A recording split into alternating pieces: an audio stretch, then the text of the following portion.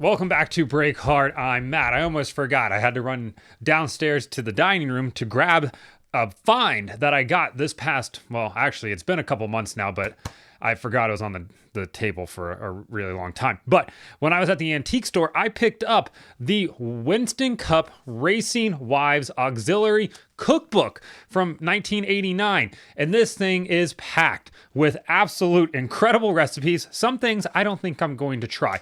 Heavy on the casseroles. I don't like the word casserole. I don't like casseroles. There's a ton of them in here. We also have Kyle Petty's favorite oatmeal cookies from his mom. Matt had to make those. Not a big oatmeal cookie guy, but I'm willing to try it.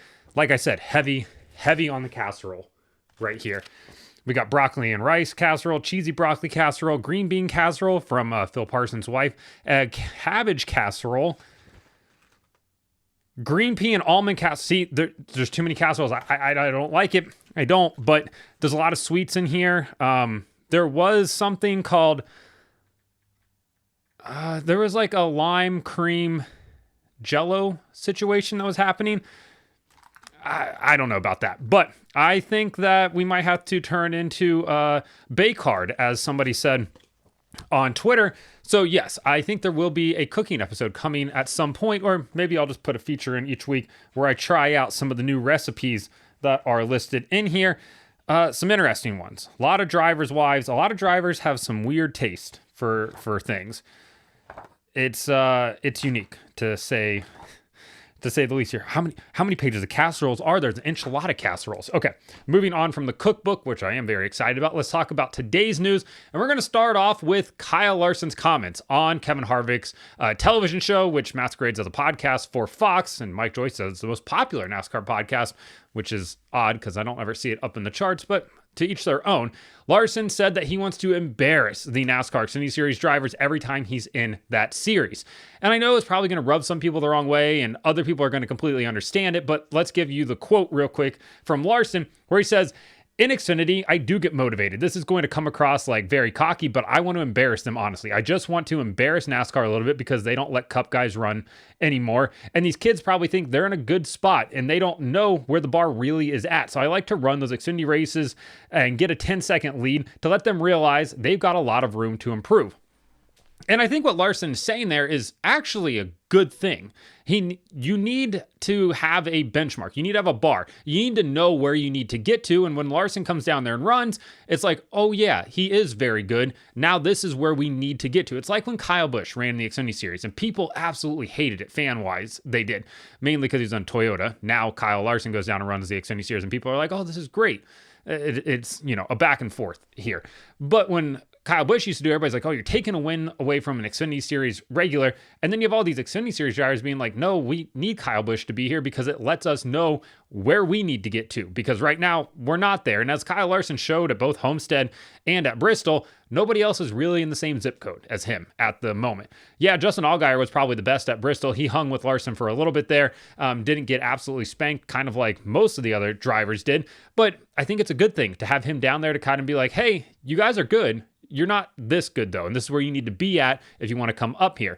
And honestly, a lot of it comes down to, one, Kyle Larson's a really good race car driver, but how many times have we seen Cup drivers go back down to the Xfinity Series to run a one-off or whatever, and just the confidence they have from being a NASCAR Cup Series driver lets them go down the Xfinity Series, and they can drive into the corner harder. They can get back to the gas sooner. They know how to just absolutely maximize the potential of that race car and, be able to win these races. We've seen it happen so many times, and I think Larson is just another perfect example of that.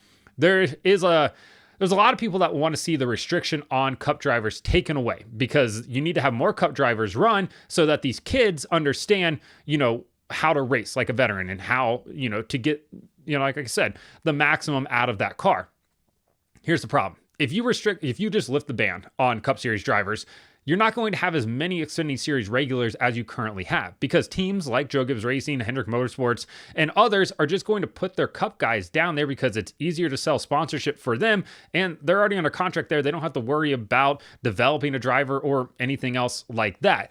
Yeah, you have a lot of these kids down here that are paying for their rides, which is great, but at the same time, if you can kind of just cut that out and put one of your Cup guys down there, which gives you a much bigger opportunity to win, which makes it easier to attract sponsorship for those races, they're probably going going to do that. Because I see a ton of people in the comments that I post on TikTok where they're like, oh, I remember when Xfinity fields were like half cup guys. Yeah, it was. And guess what? There weren't a lot of drivers making moves up through the development ranks at that time, at least not as many as we're seeing now. And of course, there's another argument to be made that we haven't seen the same quality of Xfinity Series driver move up to the Cup Series and make some noise in quite some time, which isn't necessarily false by any means. But yeah, Larson, of course, being blunt Kyle Larson, had to make some headlines with that. And realistically, that's how every competitor is. That's what you want out of, somebody that you're cheering for. That's what you want out of an athlete. That's what you should just want if you're going to be the best at what you do. And every single driver should have that mentality. Like, I'm the best driver out here. I'm going to go out there and beat these guys. Kyle Larson is just one of the few guys that actually, has the ability and the equipment to just go out there and, in his words, embarrass the field. So yeah, I mean, that's what you want out of a driver. Obviously, some people are going to say, hey, it's cocky. Some people are going to be like, oh, Jimmy Johnson never talked like that. And he still went out there and beat everybody. And it's like, yeah, you're right. He wasn't outwardly cocky like that. But inside, Jimmy Johnson wanted to eviscerate the field. Like, that's part of being a competitor. That's part of being as good as he was and just having sort of that killer instinct when it came down to it. So yeah, Larson made some headlines there, but he's not wrong in what he was saying. After yet another lackluster NASCAR Cup Series short track race, which had some people probably contemplating, you know what, I should join corporate America. It can't be more boring than this, can it? NASCAR said that they are not going to sleep on the issues facing the Cup Series at short tracks. Obviously, we've had some rather mundane short track racing since the Gen 7 car was introduced. Gen 6 car raced really well on short tracks, except for when we ran the NA18D package. Let's never do that again. With the Gen 7 car, not very good. Not bad, actually bad, I think is what most people would consider. Like Back to the Future Part 3 bad.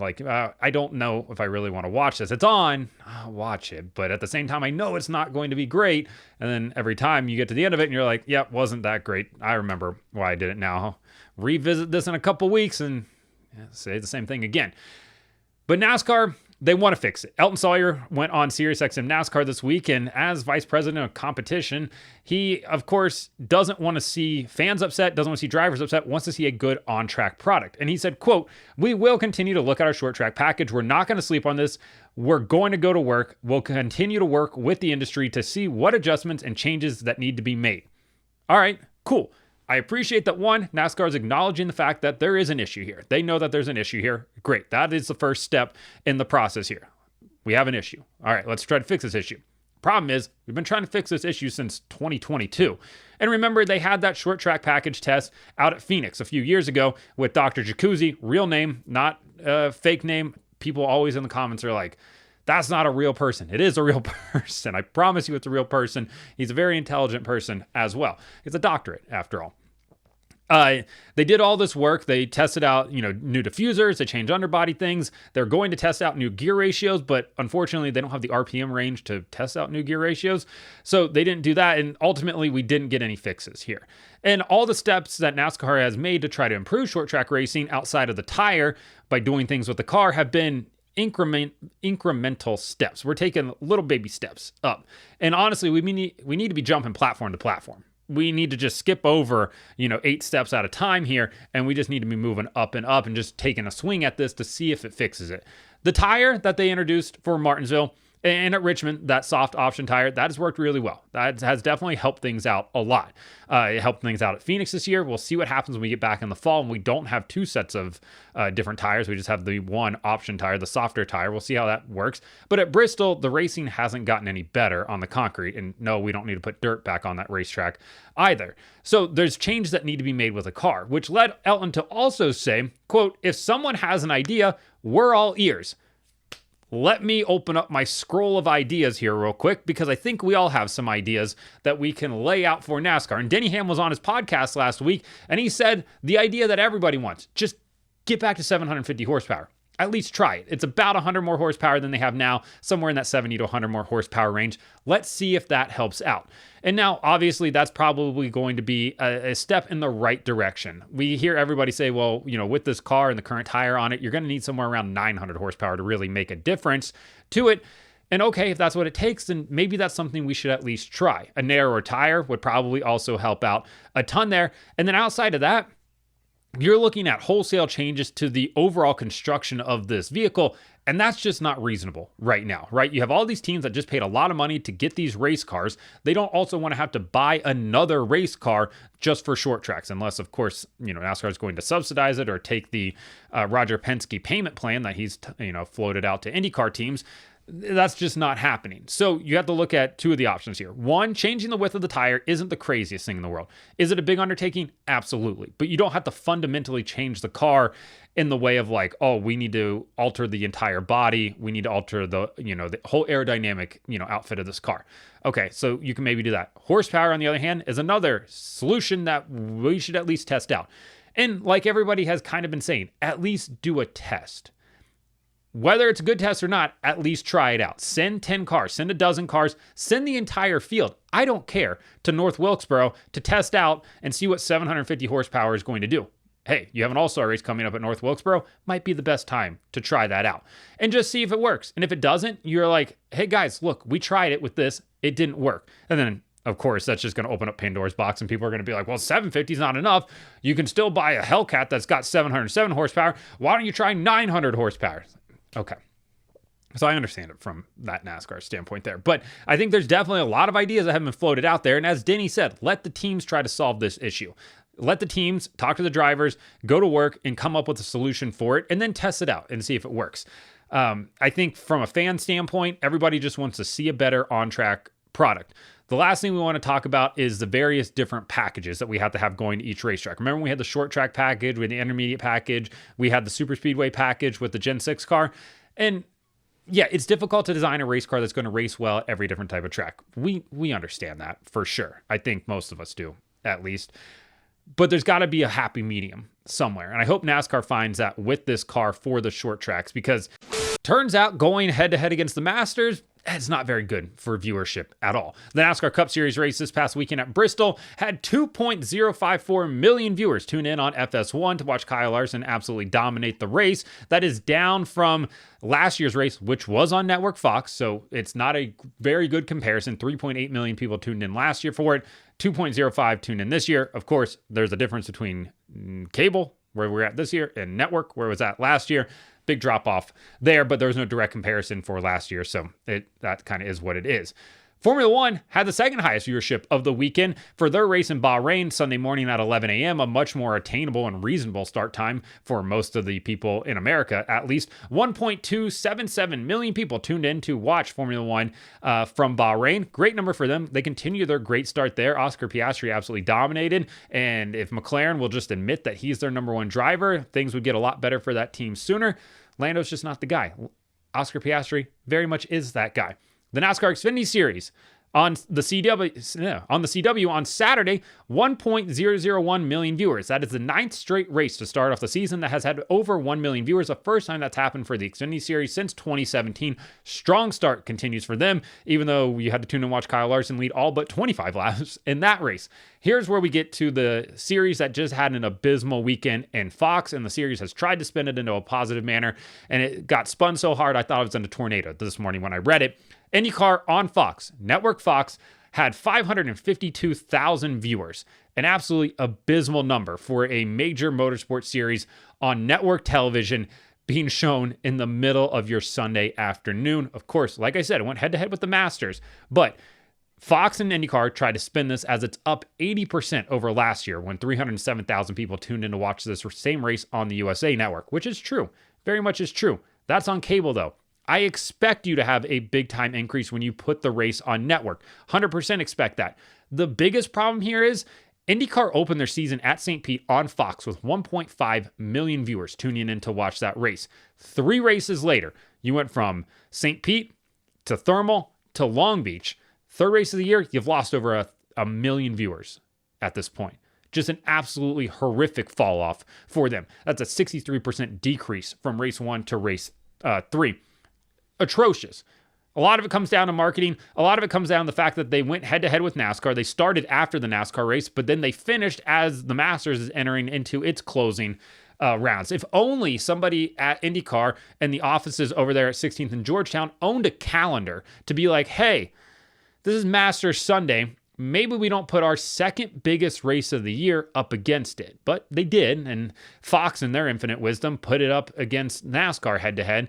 And guess what? You got really bad viewership. And then people are like, well, NASCAR starts at 3 o'clock in the afternoon. It's hard to start this at any other time. All right, that's a fair point.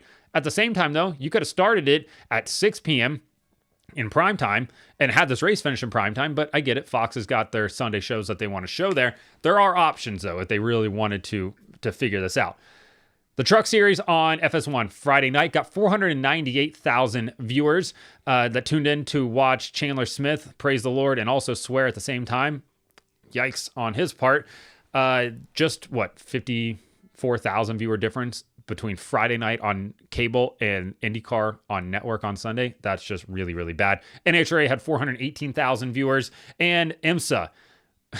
I love the IMSA series, but on USA Network, 81,000 people tuned in to watch it. 81,000 people. You can put more people into college football stadiums than tuned in to watch IMSA, which really sucks because that is some of the best racing right now going, other than the fact that we should probably talk about Penske Porsche and the BOP needing to be adjusted. Nobody wants to have that conversation yet, but it's going to continue to make that series very, very boring for the rest of the year if they don't do anything about it. So let me know in the comments what you think about Kyle Larson's comments saying he wants to embarrass Xfinity Series drivers, NASCAR saying that they are going to figure out the short track situation, and ratings. Like and subscribe to the channel. Follow me on TikTok at BreakHard, Instagram, Twitter, and Facebook at BreakHardBlog.